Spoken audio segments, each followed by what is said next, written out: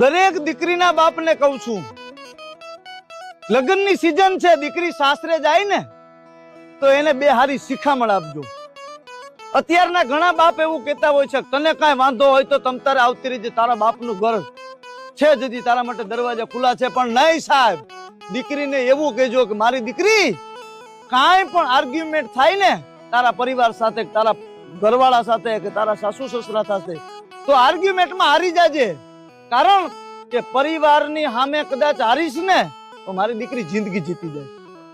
અને કોઈ પણ વાત પોતાના મગજમાં ન રાખતી, કારણ કે મગજમાંથી વાત જો હૃદયમાં પહોંચી ગઈ ને એની ગાંઠ વળી ગઈ ને તો જિંદગી આખી ગાંઠ નહીં ખુલે.